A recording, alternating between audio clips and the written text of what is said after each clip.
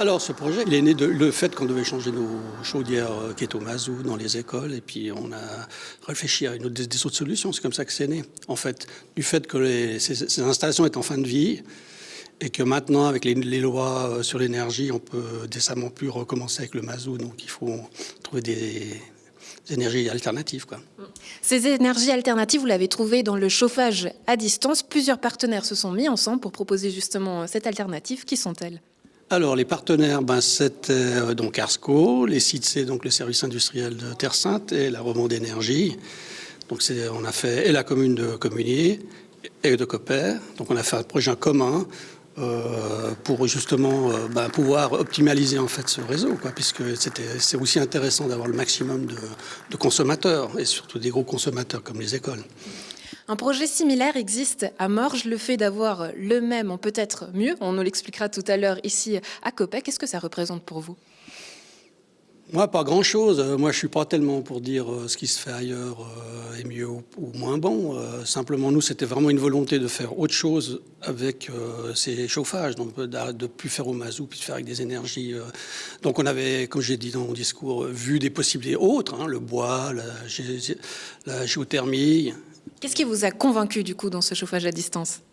De celui-là, donc avec cette méthode de valorisation, c'était le fait justement que c'était assez simple en fait et réalisé, puisque on prend une température sur des conduites qui existaient déjà, donc c'était aussi au niveau économique certainement quelque chose qui était favorable. On va passer justement aux aspects plus techniques avec vous, Juliette Bouclon. Comment fonctionne ce chauffage à distance ? Alors c'est tout simple, en fait on va récupérer la chaleur qui est dans les eaux en sortie de la station d'épuration des sites C. Ces eaux sont à 15-20 degrés, donc c'est déjà une température qui est assez importante. On va la récupérer, l'augmenter grâce à un processus thermodynamique et puis on va l'utiliser ensuite en la distribuant dans des conduites souterraines jusqu'au consommateur. On voit ici, on est justement au cœur de ce chauffage à distance, donc on a tout sur place. Oui, exactement. Donc là, on est dans la centrale. Donc la centrale est implantée dans les locaux en fait du collège. Donc il y a deux locaux. Il y en a un pour les pompes à chaleur, c'est ce que j'ai derrière moi. C'est les deux grosses machines qui sont derrière moi.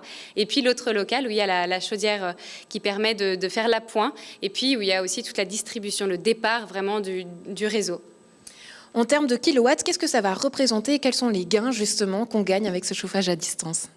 Alors là, on approvisionne quand même 4 gros établissements scolaires. Prochainement aussi un centre sportif, un nouveau projet de centre sportif. Donc on parle quand même de grosses installations. Et puis en termes de gains, simplement on peut parler des réductions de CO2, d'émissions de CO2. On parle de 580 tonnes de CO2 qui sont économisées grâce à cette installation. Donc pour donner une idée, ça représente à peu près 450 voitures, les émissions de voitures qui sont par année, qui sont économisées.